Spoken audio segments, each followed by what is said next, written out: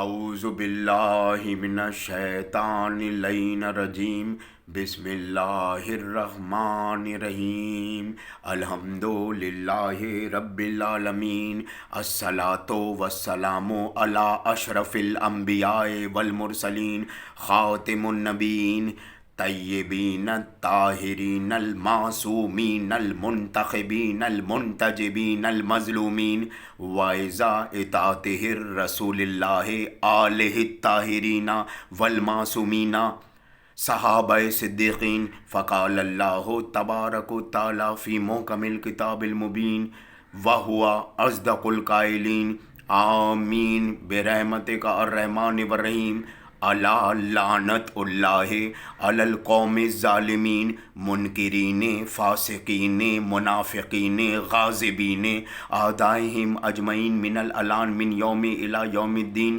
انما یرید اللہ لیذہب عنکم الرجس اہل البیت ویطہرکم تطہیرا اللہم صلی علی محمد وآل محمد اللہم صلی علی محمد وآل محمد اللہم صلی علی محمد وآل محمد۔ ایک سوال جو عالم اسلام، اہل حدیث، جماعت المسلمین، اہل سنت بریلوی کی تمام جماعتیں اور تنظیمیں، مکتبہ دیوبند، اہل سنت تصوف صوفی، اہل سنت وارسی، اہل سنت علوی، اہل سنت زیدیہ، اہل سنت کرد عباسی، اہل سنت نور محمدیہ، اہل سنت پرویزیت، اہل سنت جابریہ، اہل سنت معتزلہ، اہل سنت ذہابیہ، اہل سنت شاملی، اہل سنت حنابلہ حنبلی، اہل سنت مالکی، اہل سنت شوافی، اہل سنت اہل توحید فرقہ، اور شیعہ اثنا عشر، 12 ائمہ طاہرین معصومین علیہ السلام، 14 معصومین علیہ السلام پنجے تن پاک، شیعہ اثنا عشر، صحابہ اہل بیت و اطہار علیہ السلام اور اولیاء کرام صوفیاء کرام کی مسند شیعہ اثنا عشر، جی وہ اور دیگر اہل سنت کے مکاتب فکر جس میں زکریا بھی شامل ہیں، جس میں کستانیہ بھی شامل ہیں اور دوسرے فقہائے مقدسین بھی شامل ہیں، اور اس کے علاوہ آغا خانی اسماعیلیہ اور بوریز مکتبہ فکر اور واقفیہ اور اخباریہ اور دروسیہ اور دیگر مکاتب فکر بھی شامل ہیں۔ اکثر لوگ مجھ سے سوال پوچھتے ہیں کہ تہا حضرت ابو بکر افضل یا حضرت علی افضل، حضرت علی افضل یا حضرت ابو بکر افضل، اللہ کی ہدایت اور حجت علی ابن ابی طالب یا مسلمانوں کی اجماع اور شورا ابو بکر، حضرت ابو بکر؟ یہ بڑا اہم سوال ہے۔ آئیے ساری باتوں کا جواب، سارے سوالات کا جواب، ساری پریشانیوں کا جواب حضرت ابو بکر کے پاس ہے، حضرت ابو بکر کے پاس ہے، حضرت ابو بکر کے پاس ہے، ابو قحافہ کے بیٹے عائشہ، حضرت عائشہ رضی اللہ تعالیٰ عنہ کے باپ ابو بکر کے پاس ہے، ابو بکر کے پاس ہے۔ حضرت ابو بکر کا عصری نام عبد الرحمن، عصری نام عبد الرحمن۔ ابو بکر میں لفظ بکر کنیت، بکر کہتے ہیں اونٹوں کا باپ، اور ریشمی کپڑوں کے پٹارے بھی تھے ان کے، جیسے آج کل دکانیں ہوتی ہیں پہلے پٹارے ہوتے تھے مکے کی مارکیٹ میں۔ ابو بکر، بکر کے لفظی معنی اونٹوں کا باپ، ٹھیک ہے۔ عبد الرحمن ان کا اصلی نام، ٹھیک ہے۔ اس کے بعد ظاہر ہے ایک سے زائد شادیاں بھی ہیں ان کی، حضرت ام روحان، ام ختیلہ، اس طرح کی روایتیں موجود ہیں، اور جسے شیعہ سنی سبھی نقل کرتے، شیعہ بھی نقل کرتے، سنی بھی نقل کرتے، وہابی بھی، فقہا بھی نقل کرتے ہیں، ٹھیک ہے، ٹھیک ہے۔ اب آگے بڑھتے ہیں ہم تاکہ مزید گفتگو آگے بڑھ سکے۔ حضرت ابو بکر پہلے اسلام لانے والوں میں سے، لیکن اکیلے نہیں، اور بھی بڑے بڑے صحابہ جن میں سعد بن مغیرہ، بلال حبشی، ابو ذر غفاری جنہیں جندب ابن جنادہ کہتے ہیں، جی حضرت سلمان فارسی، جی برا بن عاقب رضی اللہ تعالیٰ عنہ، حجر ابن ہدی رضی اللہ تعالیٰ عنہ، روشیت رضی اللہ تعالیٰ عنہ، سیداوی رضی اللہ تعالیٰ عنہ، حسان بن ثابت رضی اللہ تعالیٰ عنہ، سعید بن خدری رضی اللہ تعالیٰ عنہ، حضرت کمیل رضی اللہ تعالیٰ عنہ، حضرت ہانی ابن حروہ رضی اللہ تعالیٰ عنہ، حضرت عثمان ابن مسعون رضی اللہ تعالیٰ عنہ، سہل ابن ثنا رضی اللہ تعالیٰ عنہ، خباب بن ارت رضی اللہ تعالیٰ عنہ، ارقم بن ابی ارقم رضی اللہ تعالیٰ عنہ، زید بن ارقم رضی اللہ تعالیٰ عنہ۔ یہ سارے وہ صحابہ ہیں جو اول الاولیٰ اسلام کے پہلے عشرے میں اسلام لے کر آئے، تو حضرت ابو بکر بھی شامل ہیں، لیکن صرف حضرت ابو بکر نہیں، پہلے اسلام لانے والوں میں بلکہ اور صحابہ بھی شامل ہیں جن کے نام میں نے بتائے، اور جو تمام فقہ اور مسالک نے ان روایتوں کو نقل کیا. اتقوا اللہ کی قسم، مرکز توحید کی قسم، وحدت الوجود کی قسم. اب آگے چلتے حضرت ابو بکر. کیا حضرت ابو بکر کو اللہ نے خلیفہ بنایا؟ حضرت ابو بکر کو رسول اللہ خلیفہ بنا کے گئے، یا امت کی اجماع اور شورا سے بنے، یا صحابہ کی اطاعت اور پیروی سے بنے؟ ہا اتقوا اللہ کی قسم، مرکز توحید کی قسم. کیا جملہ آیا میرے ذہن میں. یہ کنفیوژن سنی عوام میں بہت پائی جاتی ہے، اور کچھ شیعوں میں بھی پائی جاتی. آج ساری غلط فہمیاں دور ہو جائیں گی.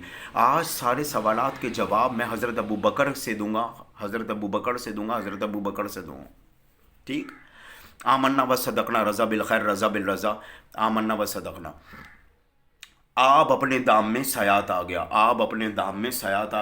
اپنے ہی جال میں خود پھنس گئی امت. رسول اللہ کی امت اگر دھوکے بازی سے باہر نکل جائے اور حقیقتوں کو تسلیم کرنے لگ جائے اور صداقت اور حق اور سچ پہ قائم ہو جائے تو کیا ہی بات ہے. پھر جنت خود ان کا انتظار کرے گی، نہ کہ یہ جنت کا جنت خود ان کا انتظار کرے گی. عرش مولا ریاض الجنہ.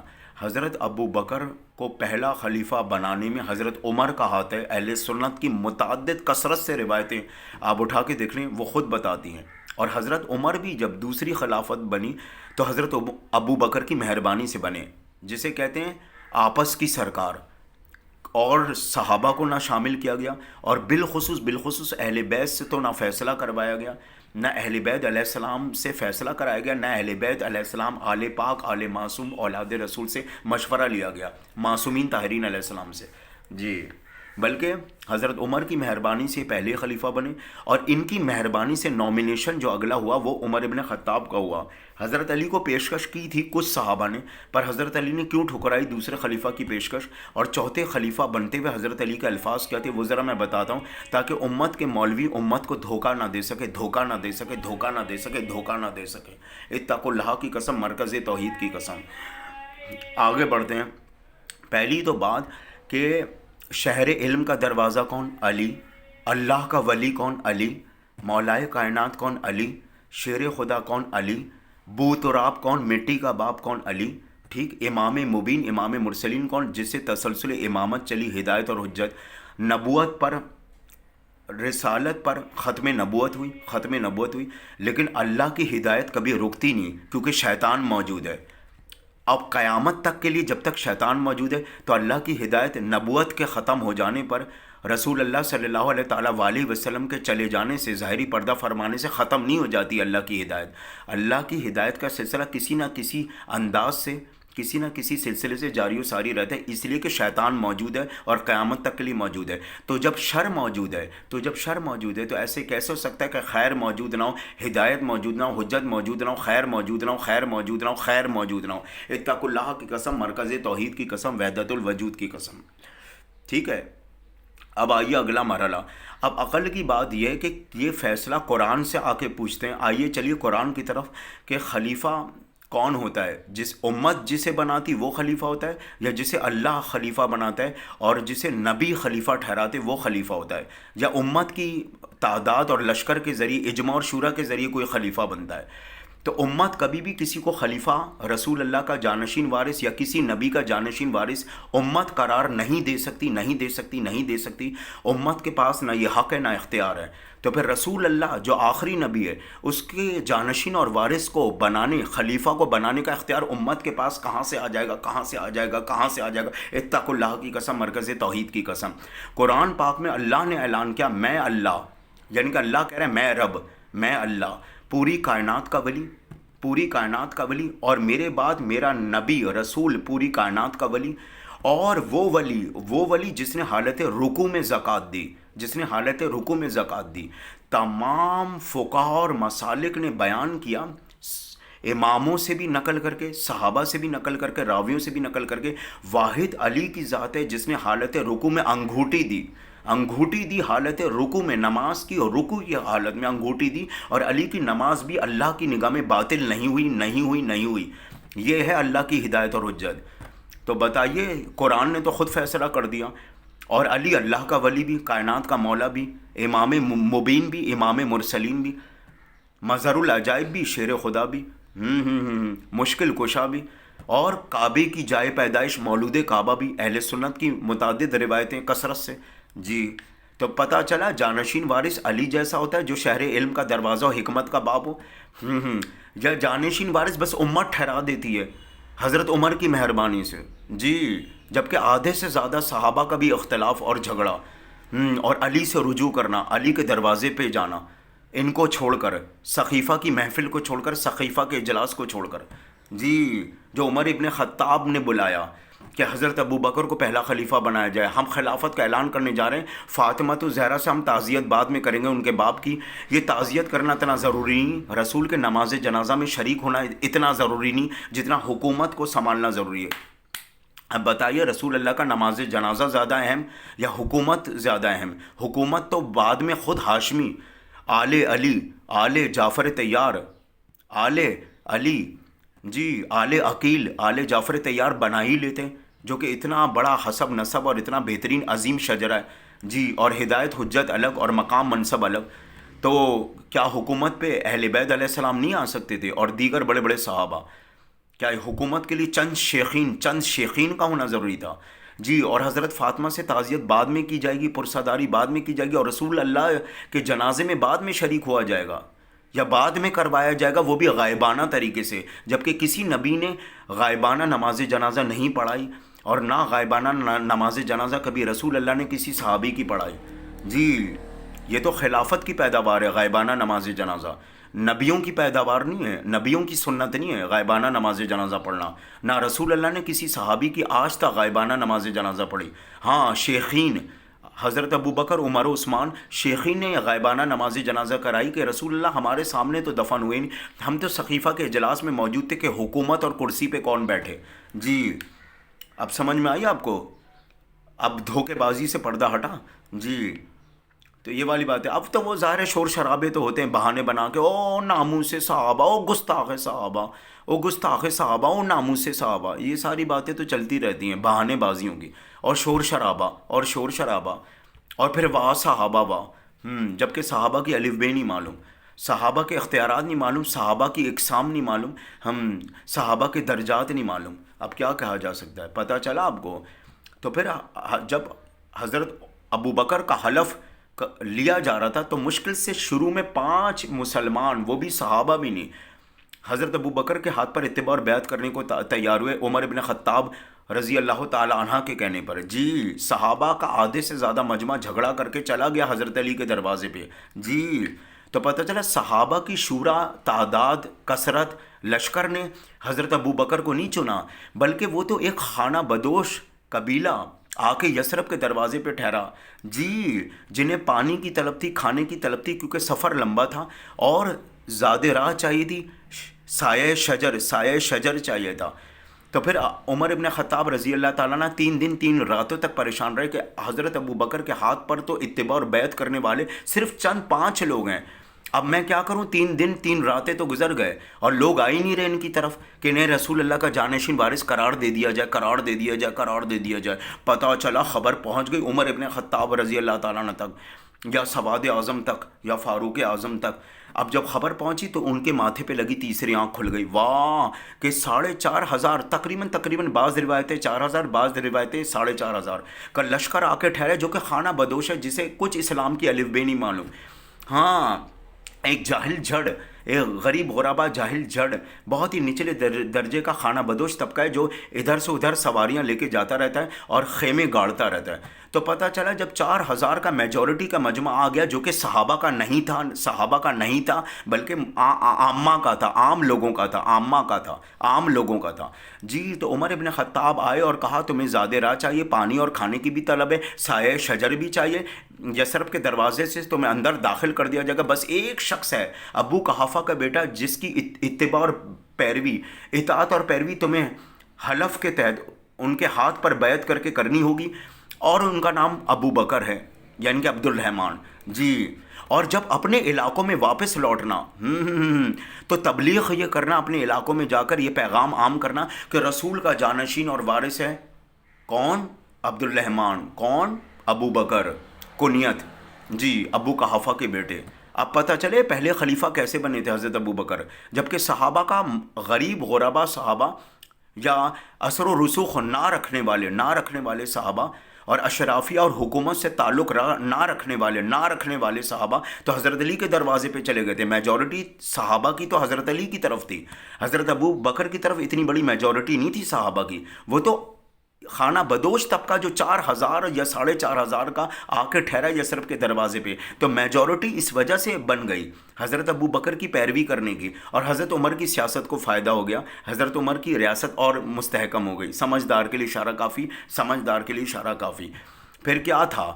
جب انہیں کھانا پانی مل رہا ہے، سایہ شجر مل رہا ہے، اور کیا تو ان کا کیا جاتا تھا حالانکہ وہ تو حضرت ابو بکر سے آشنا بھی نہیں تھے، جانتے بھی نہیں تھے، اور انہوں نے اتباع اور بیعت کر لی، حلف اٹھا لیا، اور جب اپنے علاقوں میں اپنے قبیلوں میں لوٹ کے گئے تو یہ مشہور کر دیا کہ ابو بکر ہی ہے رسول اللہ کا جانشین وارث. اب سمجھ میں آئی یہ پہلے خلیفہ کیسے بنے، ورنہ صحابہ کا تو جھگڑا تھا. برا بن عاقب تو انہیں پہلا خلیفہ مانتے ہی نہیں تھے، نہ رسول کا جانشین اور وارث. حجر ابن حدی، نہ حضرت ابو ذر غفاری، نہ میثم تمار، نہ ہانی ابن حروہ، نہ عمار ابن یاسر، نہ حضرت کمیل، نہ حضرت روشید، نہ حضرت سیداوی، نہ بلال حبشی جی، نہ شیخ حمدانی جی، نہ سہل ابن ثنا، نہ عثمان ابن مسعون. ان سے کوئی محبت عقیدت بہت زیادہ رکھتے تھے جی، نہ خباب ابن ارد، نہ زید بن ابی ارقم رضی اللہ تعالیٰ عنہ. تو پتہ چلا پھر یہ کیسے خلیفہ بن گئے. اب سمجھ میں آئی کہ عمر ابن خطاب کی مہربانی. قبیلہ بنی عدی ریاست کے راجہ جو بعد میں دوسرے خلیفہ بنے، وہ بھی حضرت ابو بکر کی مہربانی سے. نہ صحابہ سے مشورہ کیا گیا، نہ اہل بیت علیہ السلام سے فیصلہ کرایا گیا جی. آپس کی نومینیشن، آپس کی یاری جی. وہ کہتے ہیں نا 4 خلیفہ 4 یار، آپس کی یاریاں. لیکن حضرت علی کا اس سے تعلق نہیں تھا جی، نہ حضرت ابو بکر کی اولادوں کا اس بات سے کوئی تعلق تھا. وہ تو خود حضرت علی کو جانشین وارث کہتے تھے، اپنی ذہن سے، اپنے فکر سے، اپنے ذہن سے، اپنے نفس سے جی، نہ کہ اپنے باپ حضرت ابو بکر کی وجہ سے. اب پتہ چلا حضرت ابو بکر پہلے خلیفہ کیسے بنے، جو چھپایا جاتا ہے، جو بتایا نہیں جاتا، جو چھپایا جاتا ہے، اور جس کی وجہ سے خیانت کی جاتی ہے امت کے دوران. سمجھ میں آئی آپ کو بات؟ حضرت ابو بکر کے پاس آ گیا حلال حرام اور مکروہ جانور اور پرندے کون سے، فیصلہ کرنا ہی نہیں کرنا آیا. تو اگر رسول کے حقیقی جانشین وارث ہوتے تو فیصلہ فوراً ہی کر دیتے، ہدایت کی بنیاد پر، حکمت کی بنیاد پر، علم کی بنیاد پر. کیوں فیصلہ کرنا نہیں آیا حضرت ابو بکر کو؟ اس لیے کرنا نہیں آیا کہ وہ تو حضرت عمر کی مہربانی سے جانشین وارث کہلانے لگے. حضرت عمر کی مہربانی سے جی، جبکہ حقیقت میں نہیں تھے. اگر حقیقت میں رسول کے جانشین وارث ہوتے تو رسول اللہ جیسی صفات پائی جاتی اور فوراً ہی حلال حرام مکروہ جانور اور پرندوں کا فیصلہ کر دیتے یہودی عیسائی قافلے کے ٹھہرنے پر، یا دونوں میں سے کسی ایک کے ٹھہرنے پر. عبد الرحمن ابن عوف حضرت ابو بکر کے الفاظ، جاؤ علی کے دروازے پر اور حضرت علی کو بلا کے لے کر آؤ، مجھے حلال حرام مکروہ، حلال مکروہ حرام جانور اور پرندوں کے درمیان فرق کرنا نہیں آتا. یہ سوائے علی کی ذات کے کوئی بتا نہیں سکتا. پتہ چلا حقیقی جانشین وارث ہوتا ہی وہ ہے کہ امت اپنی پریشانیاں اور حاجتیں لے کے اس کے پاس جاتی ہے جو اصلی ہوتا ہے رسول کا جانشین وارث. اور پھر وہی علی جو اللہ کا ولی، جو کائنات کا مولا، جو امام مبین، جو امام مرسلین، جو شہر علم کا دروازہ، جو حکمت کا باب، جو بوت اور آب، جو مظہر العجائب، جو مولود کعبہ، کیا بولوں، جو والہ وسلم جی، جو شجرہ مطہرہ جی، جو تسلسل ولایت جی، شہنشاہ اولیاء جی، یہ وہی تو علی ابن ابی طالب علیہ السلام ہے جی. حقیقی وارث اور جانشین ہوتا ہی کچھ اور ہے، جو اللہ کی طرف سے منتخب کردہ ہو، جو رسول کی طرف سے، نہ کہ عام مسلمانوں کے اجماع اور شورا، کثرت اور لشکر کی طرف سے. مخمل کے کپڑے پہ کبھی ٹاٹ کا پیون جچا ہے؟ کبھی نہیں جچ سکتا.